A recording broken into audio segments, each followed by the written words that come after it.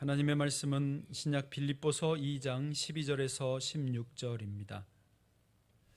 빌립보서 2장 12절에서 16절 하나님의 말씀을 함께 봉독하겠습니다. 그러므로 나의 사랑하는 자들아, 너희가 나 있을 때뿐 아니라 더욱 지금 나 없을 때에도 항상 복종하여 두렵고 떨림으로 너희 구원을 이루라. 너희 안에서 행하시는 이는 하나님이시니 자기의 기쁘신 뜻을 위하여 너희에게 소원을 두고 행하게 하시나니 모든 일을 원망과 시비가 없이 하라. 이는 너희가 흠이 없고 순전하여 어그러지고 거스르는 세대 가운데서 하나님의 흠없는 자녀로 세상에서 그들 가운데 빛들로 나타내며 생명의 말씀을 밝혀 나의 다름질이 헛되지 아니하고 수고도 헛되지 아니하므로 그리스도의 날에 내가 자랑할 것이 있게 하려 함이라. 아멘. 하나님의 말씀입니다.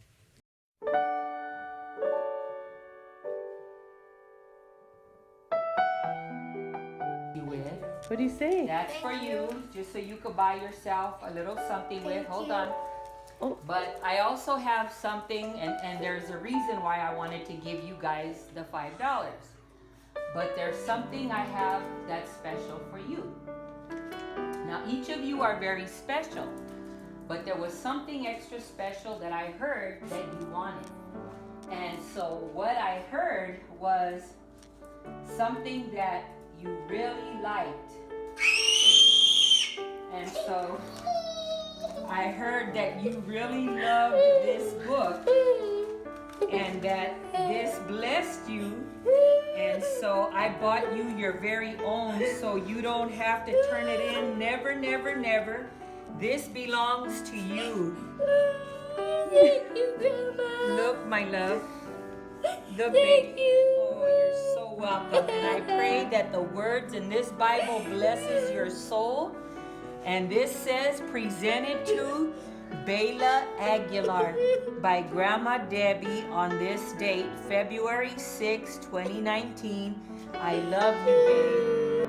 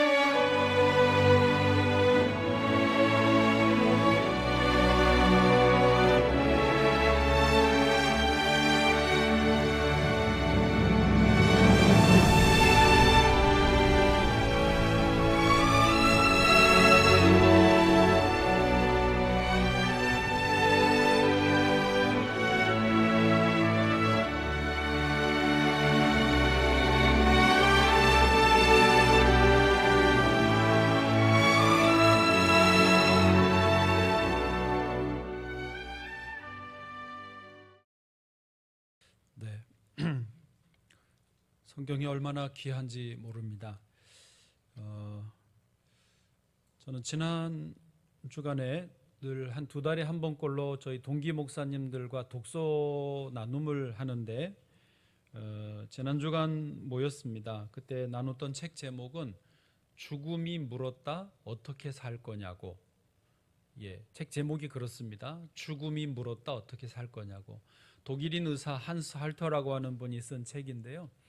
내용이 다른 게 아니고 전 세계적으로 유명한 인물들, 우리가 알만한 유명 인사들 한 80여 명의 일생을 간략하게 요약을 합니다. 한 2-3 페이지로 요약하고, 그리고 그 사람이 죽을 때 마지막 남긴 말, 그 마지막 했던 말을 찾아서 기록을 해놓은 그런 일종의 모음집이었습니다.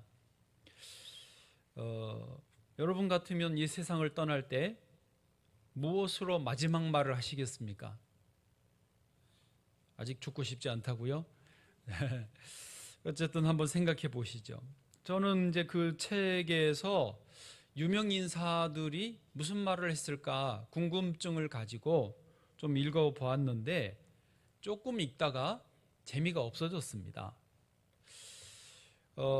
왜냐하면 어쩌다가 멋진 말을 하는 분도 있기는 있었지만은 대부분은 인생의 마지막 순간에 너무 별말 아닌 거예요. 말한 게. 그리고 오히려 죽음의 두려움, 공포, 절망, 좌절, 죽기 싫어, 뭐 죽음이 왔다, 뭐 이런 소리나 하고 끝나더라고요. 그들의 살아있을 때 유명한 생애에 비하면 죽음의 순간은 너무나 초라하고 한 말은 너무 의미도 없이 저에게 들렸기 때문입니다. 물론 이 책은 기독교 신앙 서적은 아니에요. 그냥 일반 인문학 서적이어서 신앙적인 관점이 아니라서 그렇겠지만은 하여튼 좀 실망을 하고 재미가 없었습니다. 그런데요, 그런 와중에도 이 마지막 말이 어떤 공통점이 있더라는 거예요. 작가가 하는 말인데 뭐냐면 사람은 결국은 자기가 살아왔던 그 궤적에 살아왔던 삶의 특성에 맞는 말을 하더라는 거예요. 마지막 말이. 그러니까 이렇게 살면 이런 말을 하고 끝내고 저렇게 살면 저런 말을 하고 끝내더라. 비슷하게 하더라는 거예요.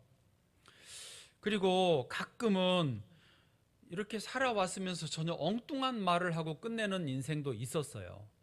그런데요, 그런 경우는 사실은 그의 무의식 속에, 그의 마음 깊은 속에 감추어져 있던 마음 생각이 그 마지막에 이제 사람이 죽을 때가 되면 정신이 왔다 갔다 하잖아요. 선망이라고 하기도 하고 생사를 오락가락하면서 자기도 모르게 툭 튀어나오는 말이 저 깊은 속에 있던 게 진짜가 나오는 거라는 거죠. 근데 그것도 별게 없더라고요. 어쨌든 그런 거 있잖아요. 수면 내시경을 하면 엉뚱한 남자 이름 부르고 여자 이름 부르듯이 사람이 정신이 없으면 저 깊은 속에 있는 게 나오더라.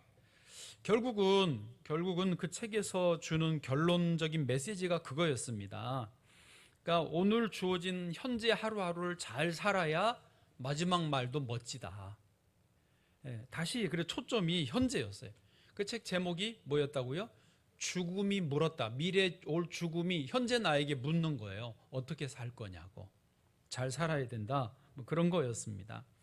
자, 이제 오늘 말씀으로 들어가 보시면 오늘 말씀의 제목은 현재가 아름다운 구원이에요. 제목이 멋있죠? 책에서 가져왔어요. 여기에는 세 가지 개념이 들어 있습니다. 첫째, 현재, 그리고 아름다움, 그리고 구원입니다. 현재, 아름다운 구원, 이 세 가지 개념이 포함되어 있어요. 자, 한번 질문을 해볼까요? 여러분은 구원 받으셨습니까? 아멘이십니까? 어떤 집사님이 자기가 구원을 진짜 받았는지 의심이 들더래요.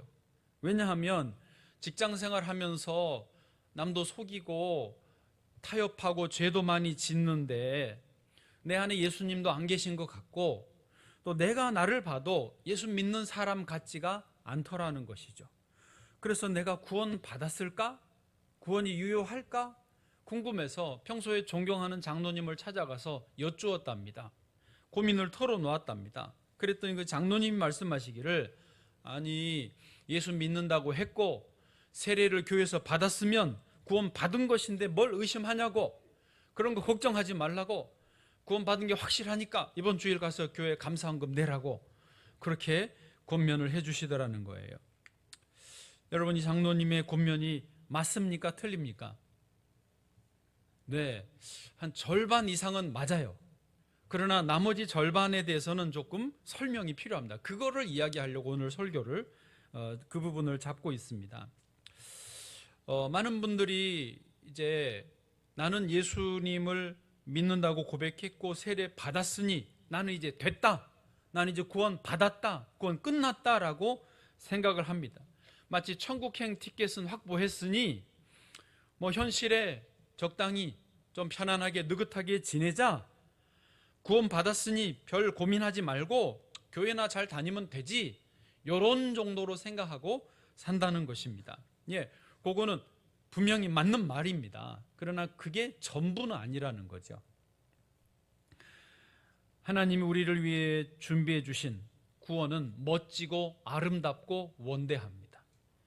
그 하나님의 구원의 계획 속에는 크게 세 단계가 나누어져 있습니다.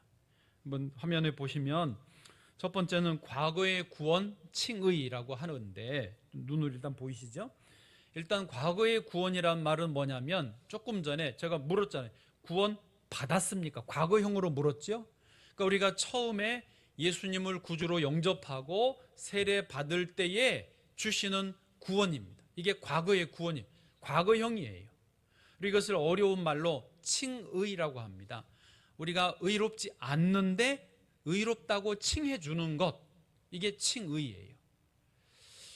혹시라도 이 가운데 이 과거의 구원, 예수님을 구주로 믿고 마음에 모시고 구원을 받는 이 일이 아직 내게 불확실하다, 내가 아직 그런 적이 없다 하시는 분들은 목회자의 도움을 받으시면 좋겠습니다. 혹시 목자에게도 도움을 요청하셔서 예수님 믿고 싶고 내가 구원 받고 싶다, 이렇게 요청하셔서 함께 기도해드리고 안내해드리도록 하겠습니다. 어쨌든 과거의 구원으로 우리는 이제 보통 여기까지만 생각하는데, 두 번째는 현재의 구원이 있다는 거예요. 현재의 구원은 뭐냐면, 이제 이미 구원을 받은 자이지만 그 성화, 예수님을 점점 이 땅에서 닮아가는 삶을 살아야 된다. 그래서 성화는 거룩할 성자의 화할 화자입니다. 예수님을 닮아가는 프로세스, 과정을 이 땅에서 살아가는 거예요. 일부 끝나고 나니까 한 청년 목자 한 명이 와서 물어봐요. 목사님, 그러면 1번의 과거의 구원 받은 거죠? 맞다고. 그러면 구원을 허락받았다라고 표현해도 되냐고. 또 그게 헷갈리나 봐요. 그래서 아니, 허락받았다고 표현해도 되겠다라고 대답은 해줬어요. 그러면 제가 비유로, 만약에 우리가 미국의 영주권, 시민권을 받아서 딱 미국에 이제 막 갔다고 하면, 미국 그 시민권은 있지만 미국 언어와 문화와 그 모든 생활에 익숙하지 않잖아요. 그러니까 이미 미국 시민권은 받았어요. 구원은 받았지만 거기서 생활하는 언어와 이거는 익혀야 되듯이, 그 현재 구원받은 사람으로서 구원의 삶을 익히는 것이 현재의 구원이다, 성화다라고 설명을 좀 했습니다. 여러분도 이해가 되시죠? 이게 필요하다라는 것이고요. 마지막으로 세 번째, 미래의 구원은 이제 영화입니다. 영광스럽게 되어지는 거예요. 마지막 날 주님 앞에 설 때에, 예수님이 혹은 먼저 재림하실 때에 주 앞에 서면 우리가 그동안의 구원의 과정에 있던 것이 이제 완성이 되는 거예요. 그래서 예수님처럼 우리 또 영광스럽게 변화되고 하나님의 나라에 들어가게 된다라고 하는 것입니다. 자, 그러면 오늘 말씀은 특별히 현재의 구원에 좀 초점을 맞추겠습니다. 그러니까 이미 과거의 구원은 받았다라고 하면, 구원받은 그리스도인이라면 현재를 어떻게 살아가야 될 것인가. 다시 말하지만 아직 과거의 구원 1번이 안 되신 분은 꼭 이걸 확인하셔야 됩니다. 그래서 오늘 2번에 초점을 두겠습니다. 어떻게 현재를 살아갈 것인가. 첫 번째 1번이 구원을 이루어 가라이죠. 여러분, 구원은 우리는 그냥 과거형으로 끝난 줄로 생각하지만 여기 현재 진행형이에요. 구원을 이루어 가라. 빌립보 성도들에게 사도 바울이 써 보낸 편지에서 여기 오늘 12절에서 그렇게 말했습니다. 항상 복종하여 두렵고 떨림으로 너희 구원을 이루라. 여기 이루라라고 하는 것이 완성을 향하여 나아가라, 이루어 가라, 그런 의미입니다. 그런데요, 빌립보 성도들과 바울 사도는 좀 특별한, 아주 친밀한 관계였습니다. 그래서 서론의 그 시작이 나의 사랑하는 자들아라고 하잖아요. 바울이 빌립보 성도들을 정말로 사랑했습니다. 빌립보에 처음 선교하러 갔을 때에 유럽의 첫 성이 빌립보였거든요. 그런데 강가에서 전도하는데 루디아 옷감 장사가 예수님을 믿고 그 가족이 다 세례를 받았어요. 그래서 바울 일행을 자기 집에 모셨어요. 그리고 또 길을 가는데 귀신 들린 여종이 막 시끄럽게 하니까 바울이 그 귀신을 쫓아내버리죠. 그러니까 그 여종의 주인이 고소를 해가지고 바울과 실라가 붙잡혀서 매를 실컷 맞고 지하 감옥에 수갑이 채워진 채로 갇혀졌습니다. 밤에 찬양하고 기도하니까 지진이 나서 옥문이 열리고 손발이 다 풀려져 버렸습니다. 간수가 자결하려던 것을 말려가지고 결국 그 간수도 그 가족들도 예수 믿고 세례를 받았어요. 여러분 생각해 보십시오. 빌립보 이제 그래서 루디아의 가족, 간수의 가족, 그리고 그 주변 그 소식을 들은 사람들이 바울 목회자를 통해서 다 예수를 믿었단 말이에요. 그러면 빌립보 교회의 바울 목회자의 어떤 입지는 대단한 거죠. 네.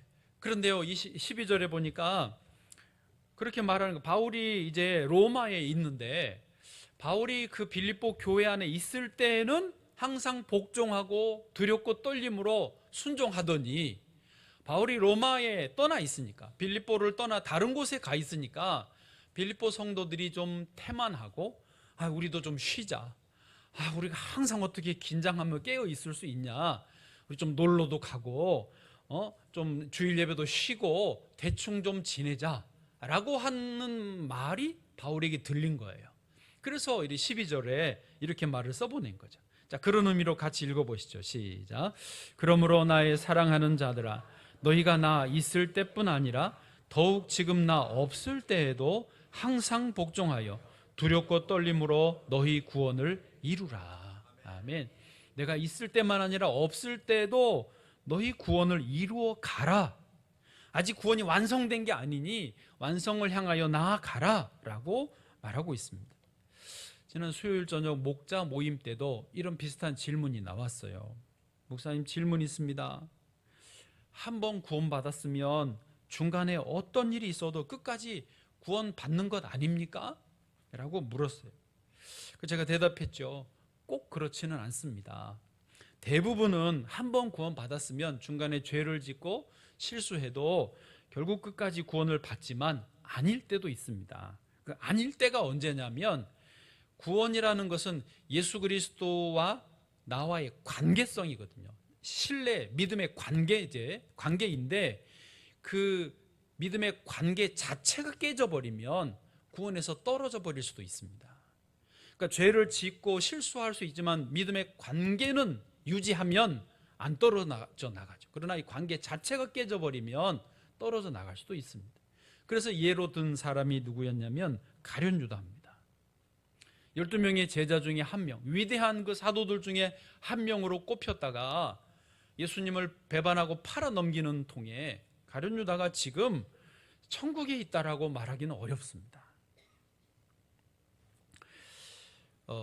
사도 바울에게도 그런 사람이 있었습니다. 데마라고 하는 사람인데요. 디모데후서 4장 10절에 보면 데마는 이 세상을 사랑하여 나를 버리고 데살로니가로 갔고, 데마라는 제자가 바울의 동역자였습니다. 그런데 바울과 함께 사역하다가 이 세상이, 그 현 시대의 어떤 좋은 것, 그런 욕망하는 것들이 좋아 보인 거예요. 그래서 이 세상을 사랑하여 바울을 버리고 데살로니가로 가버렸어요. 뒤에 그레스게는 갈라디아로, 디도는 달마디아로 바울이 그 사람들은 그 사람들은 사역자로 보낸 거고, 아니에요. 데마만 이 세상을 사랑하여 나를 버리고 데살로니가로 갔어요. 데마가 천국에 있는지 지옥에 있는지 확실히 모르지만 하여튼 떠나가 버린 거예요. 관계가 깨져버린 거예요. 하나님이 소돔 고모라 성을 유황불로 멸망시키실 때 롯의 아내가 도망가다가 뒤를 돌아다 봤죠? 아시죠? 그래서 소금 기둥으로 변했다라고 성경은 기록해 주고 있습니다. 롯의 아내가 왜 뒤를 돌아봤을까요? 목 운동하느니라고? 네? 아니죠. 하나님이 그걸 모르실까 봐요. 롯의 아내가 뒤를 돌아본 것은 자기가 즐겼던, 자기가 좋아했던, 자기가 연모했던 이 세상의 것들이 다 불타버리는구나, 안타까워서 뒤를 돌아본 거예요. 마음이 여전히 지금 자기를 구원해주는 하나님을 바라보지 못하고 세상을 바라본 거죠. 그래 소금 기둥으로 변한 거라는 거죠. 그러니까 구원을 받았다고 해서 그게 다 끝은 아니라는 거예요. 물론 분명히 구원 받았어요. 그러나 그 길로 계속 나아가야 되는 거죠. 그런 의미에서 오늘 사도 바울이 빌립보 교인들에게 12절 다시 보면 항상 복종하여 두렵고 떨림으로 너희 구원을 이루어 가라. 여러분 출애굽을 합니다. 이스라엘 백성이 애굽에서 노예였습니다. 종이었어요. 억압되었습니다. 자유가 없었어요. 그래서 출애굽을 한 게 구원을 받은 거죠. 이미 구원은 했습니다. 그렇지만 광야의 길을 걸어가고 불편하고 힘든 춥고 더운 길을 통과해서 약속의 땅 가나안에 들어가야 구원이 완성되는 거죠. 현재는 어디입니까? 우리 성화는 광야의 길을 걸어가는 것입니다. 오늘 아침 10시 예배에 나오신 여러분을 축복합니다. 혹시 이 가운데 예배에 나오려고 그랬더니 망설여진 분 계셨습니까? 오늘 피곤하다, 제끼자. 오늘 날씨가 참 좋은데 놀러 가기 딱 좋다. 다음 주에 가면 되지 뭐. 혹시 그런 유혹을 받은 분 계셨습니까? 예, 사단은 끊임없이 우리를 이 성화의 과정에서 끊어내려고, 그리스도에게서 끊어내려고 합니다. 그러나 오늘 그 유혹을 이기고 두렵고 떨리는 마음으로 복종하여 예배 자리에 나오신 여러분은 성공하신 것입니다.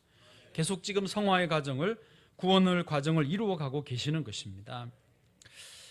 사단은 끊임없이 우리를 방해합니다. 종교개혁자인 루터가 어느 날 그 서재에 있다가 환상 중에 어떤 체험을 합니다. 마귀가 갑자기 나타난 거예요. 그리고 종이에 뭘 가득히 써가지고 자기한테 내밀더래요. 뭔가 하고 보니까 그동안 자기가 지은 죄, 심지어 자기는 오래돼서 잊어버린 것까지 낱낱이 죄들을 기록을 해가지고 보여주더래요. 그 뒷면도 보니까 뒷면은 최근에 지은 죄들까지 다 적어서 보여주더라는 거예요. 그것을 보는 순간 루터는 맥이 탁 풀렸습니다.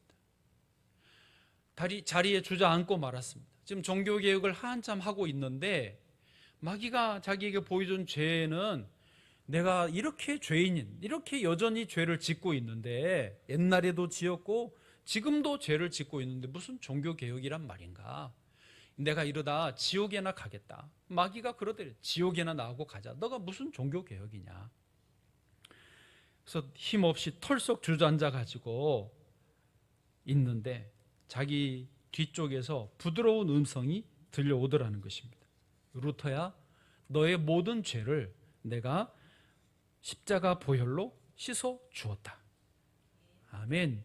그 순간에 루터가 정신이 번쩍 나서 마귀를 향해서 그 이제 펜으로 그 잉크 찍어서 쓰잖아요. 그때는 잉크병을 들어서 마귀를 향해서 던져버렸습니다. 그래서 그 벽에 잉크 자국이 남아 있어요. 그러면서 루터가 읊조렸던 말씀이 로마서 8장 1절 2절입니다.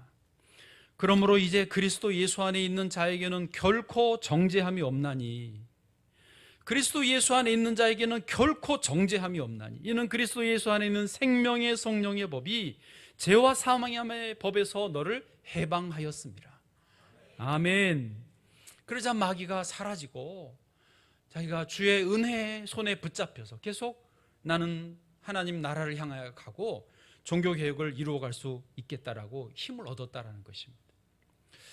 여러분, 저도 사실은 어젯밤에도 마귀가 저에게 그렇게 속삭이는 거예요.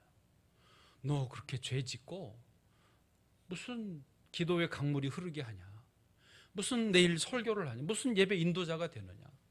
제가 어제 밤을 못 자고 늦은 새벽까지 뒤척였어요. 엎드려 무릎 꿇고 기도하다가 그 생각이 안 떨쳐지는 거예요. 내가 실수한, 내가 내 지은 죄가 계속 나를 괴롭히는 거예요. 그런데 결국은 다시 예수 그리스도를 붙잡으니까 그 생각이 그때 들어오는 거예요. 좀 빨리 들어오시지.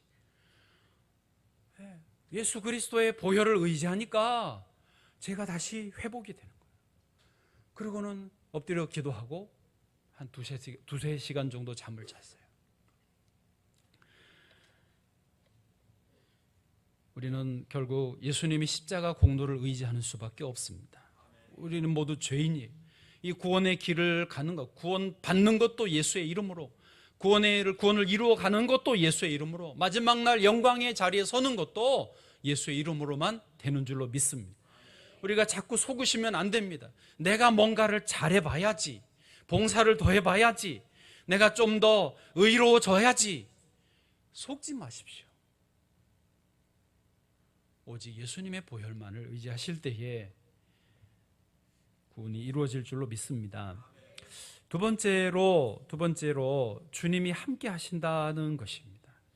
그러니까 구원을 이루어가는 과정에서 우리를 혼자 두지 않고 주님이 우리와 함께 해 주신다라고 하는 거예요.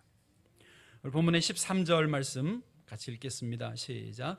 너희 안에서 행하시는 이는 하나님이시니 자기의 기쁘신 뜻을 위하여 너희에게 소원을 두고 행하게 하시나니. 아멘. 거기 너희 안에서 행하시는 이는 하나님이시다. 거기 행하시는 이가 현재 분사형인데요, 계속해서 우리 안에서 함께 하시면서 일을 하신다라는 거예요. 계속 우리 안에서 행하신다는 거예요. 여러분, 내가 구원받은 사람이다라는 증거가 뭡니까?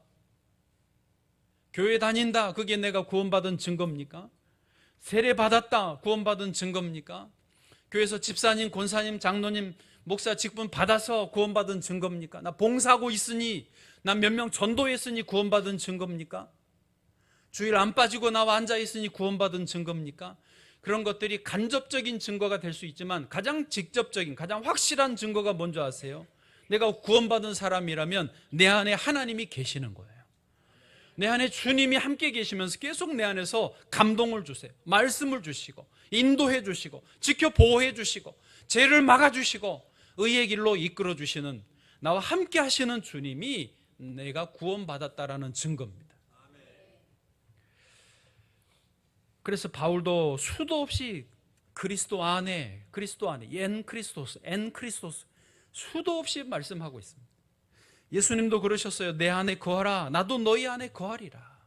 오늘 오후 예배 설교 제목입니다. 할렐루야. 네, 나는 포도나무에 내 아버지는 농부니, 그리고 너희는 가지이니 가지는 포도나무에 붙어 있어야 된다. 그러면 저절로 열매를 맺는다. 계속해서 내가 너희 안에 거하고 너희가 내 안에 거하라. 함께 거하는 것, 이게 구원받은 사람들의 확실한 증거입니다. 이보다도 확실한 증거는 없습니다. 우리가 이 땅에 살아가면서 구원받은 사람으로서의 최상의 특권도 주님이 나와 함께 하시는 것입니다. 하나님이 나와 함께 하시면 아무것도 두렵지 않습니다. 아무것도 염려되지 않습니다. 오히려 주님이 꿈을 주시고 소원을 주시고 비전을 주시고 그것을 이루게 해주시는 것입니다. 가나안 땅을 정탐했던 12명 이야기 너무 잘 아시죠?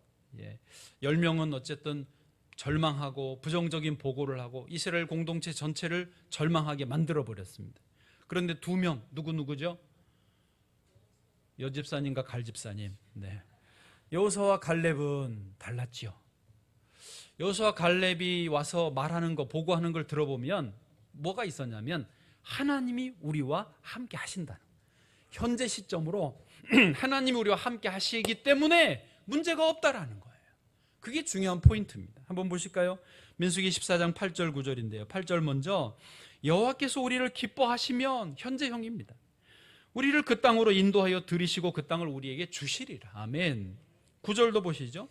그러니 다만 여호와를 거역하지는 말라. 또 그 땅 백성을 두려워하지 말라. 그들은 우리의 먹이라. 그들의 보호자는 그들에게서 떠났고 여호와는 우리와 함께 하시느니라. 이게 구원받은 사람들의 증거예요. 주님이 나와 함께 하신다. 내가 죄 가운데 있고 자주 또 넘어지고 나쁜 습관을 해결하지 못했을지라도 내가 예수님을 믿기 때문에 주님이 나와 함께 하신다. 이것이 구원받은 사람의 증거라는 것이죠. 자, 좀 넘어가시죠. 세 번째로 바로 가서 매일 말씀을 읽으라는 것입니다. 구원을 첫 번째 이루어 가라. 두 번째, 주님이 나와 함께 하신다. 그러면 우리가 할 일은 뭐냐면 매일 말씀을 읽자라는 것입니다. 예수 믿는 우리 그리스도인들은요, 세상 사람들과는 달라요. 우리가, 여러분 참 죄송하지만 세상 속에서 적당히 버무려서 그냥 뭉그러져 가지고 살 수는 없습니다. 우리는 세상으로부터 부름받은 사람들이고 다시 세상으로 보냄받은 그런 사람들입니다. 가치관이 달라요. 세계관이 달라요. 삶의 목적도 다르고 방식도 달라요. 어쩔 수가 없어요. 뉴스나 어떤 사람들이 교회 다니는 사람들을 좀 싫어하고 드라마나 영화에서 부정적으로 보여주죠. 저도 막 화가 납니다. 도대체 왜 그러느냐? 우리가 뭘 잘못했길래? 그러지만 성경에 보면요, 예수님이 그렇게 말씀하셨어요. 세상이 너희를 미워할 것이다. 여기서 너희는 제자들이거든요. 왜냐하면 너희가 세상에 속하지 않기 때문이다. 너희가 죄에 속하지 않기 때문이다. 너희가 나에 속하고 의에 속하기 때문에 죄와 어둠에 있는 그 세상이 너희를 미워할 것이다 라고 분명히 성경에 말씀해 주셨어요. 나는 솔로다라는 프로그램 아십니까? 그런 게 있어요. 네. 젊은 남녀들이 나는 솔로들이 모여서 이제 자기가 좋아하는 상대 이성을 만나는 그런 프로그램인데 제가 전해 들었어요. 직접 못 봤고 가족 중에 누가 봤는데 이렇게 설명해 주더라고요. 한 남자와 여자가 서로 이제 너무 마음에 들었어. 예. 여러 가지도 맞아. 그래서 마음에 들어서 이게 더 이제 가까이 가보려고 했는데 갑자기 여자가 절망하는 거예요. 왜냐하면 남자가 교회를 다닌다고 하니까. 예. 그래서 남자가 아니 괜찮다. 우리가 다 품모 낼 수 있다. 열려 있다. 괜찮다고 그래도 여자가 절망하고 자기 방에 가서 펑펑 우는 거예요. 알고 보니까 과거에 교회를 다니라는 어떤 그런 강요를 받은 것 때문에 상처가 있어서 교회 다닌 남자를 더 다가가지 못하는 거예요. 그러니까 사람은 좋은데 더 못 다가가니까 우는 거죠. 그걸 보고 이제 남자도 또 자기 방에 들어가서 울고 눈물바다가 되었더랍니다. 화가 나더라고요. 그러니 왜 이런 게 자꾸 나오나. 네. 그렇지만 주님이 이미 그것을 말씀하신 거예요.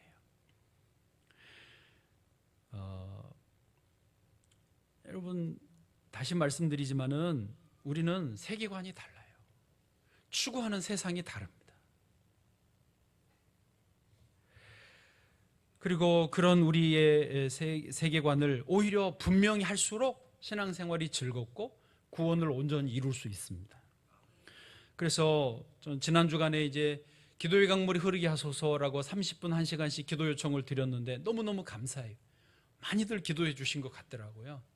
이번 주간은 말씀을 하루에 1장 혹은 3장씩을 꼭 읽으시자라고 권하고 싶습니다. 아로나민 골드를 먹는 날과 먹지 않는 날이 다르다. 하나님의 말씀을 읽는 날과 읽지 않는 날이 다르다. 이거는요, 우리 청년들과 실험해 본 결과 나온 대답입니다. 자기들이 한 말이에요.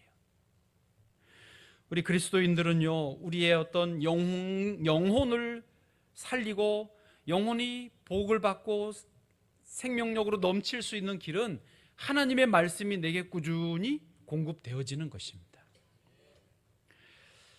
저 자신도 경험합니다. 하나님의 말씀을 읽을 때 내가 누군지, 어디로 가는지, 무엇을 추구해야 되는지, 어디에 힘써야 되는지, 그리고 주님이 주시는 그 영의 생명력이, 영적인 활력이 너무너무 넘쳐나는 거예요. 내가 살아나는 거예요.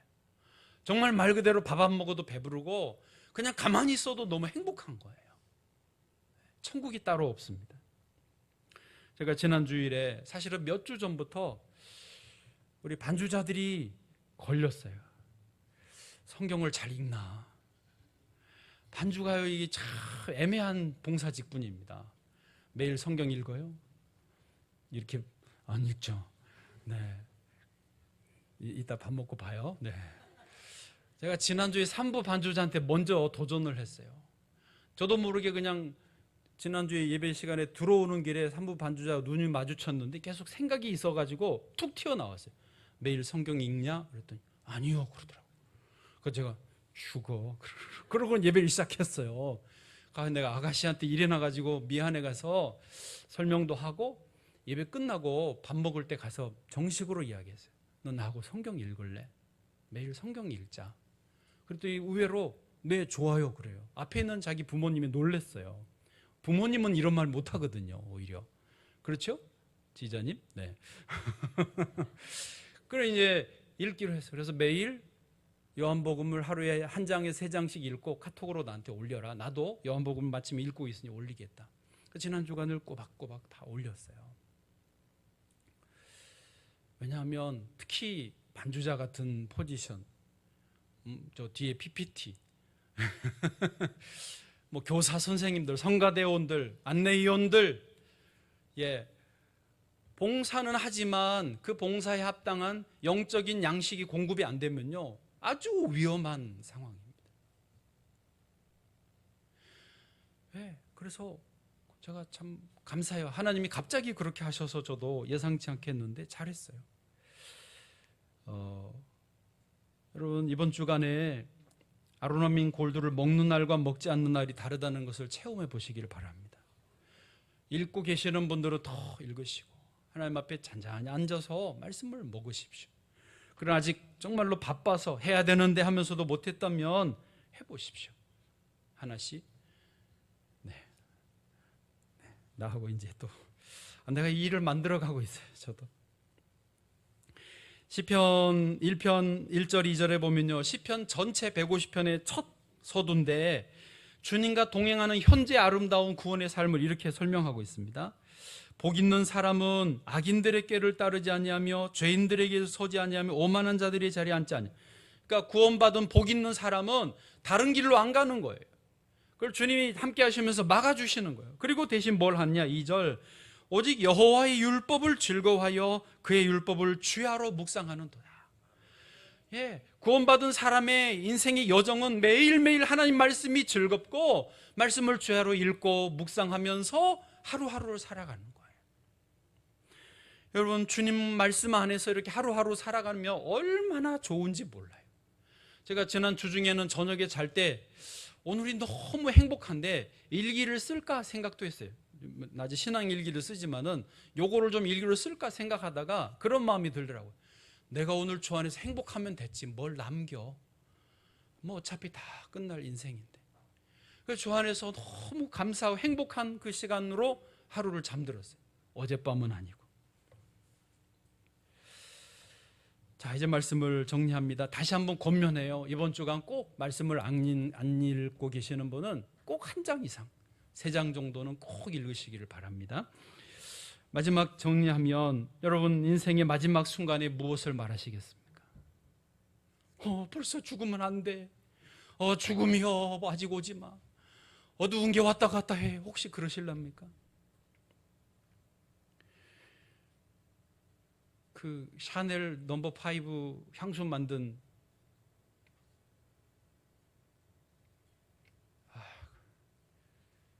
하여튼 있어요. 프랑스에 그 있어요. 이 여자들 체형 큰 모자도 만들고 최초로 여성들에게 수영복을 만들어 입힌 프랑스의 그런 대단한 화려한 인생을 살았어도요. 끝날 때는 결국 모든 인생은 죽는구나 그러고 죽었더라고요. 여러분 인생이 대단한 것 같지만 별거 없습니다. 그러나 우리 예수님 안에서 구원받은 사람들은 사는 것도 다르고 마지막 말도 달라야 될 것입니다. 죽음이요 결국은 뭐냐면 두려움입니다. 다 죽기를 두려워하는 거예요. 두려움의 근본엔 죽음이 있고요. 죽음은 다 두려움과 연결이 되어 있습니다. 그렇지 않으세요? 다 죽기가 두려워서 잘 살아보려고 애를 씁니다. 그러면 두려움의 반대말이 뭔지 아세요?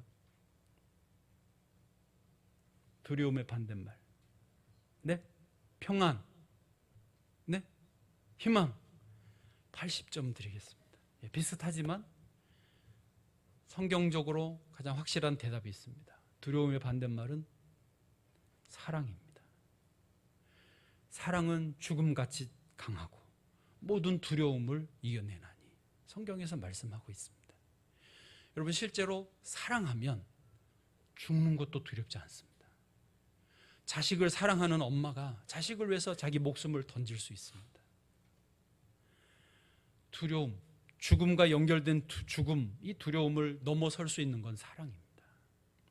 주님은 이미 저와 여러분을 사랑하셔서 우리를 죄에서 구원해 주셨습니다. 그러면 우리도 그 사랑 안에서 날마다 기쁨과 행복 가운데 살기를 주님은 원하십니다. 여전히 두려움 가운데 살기를 원치 않으시죠. 그 사랑이 여러분 주님에 대한 사랑으로, 그리고 말씀에 대한 사랑으로 나아가시길 바랍니다.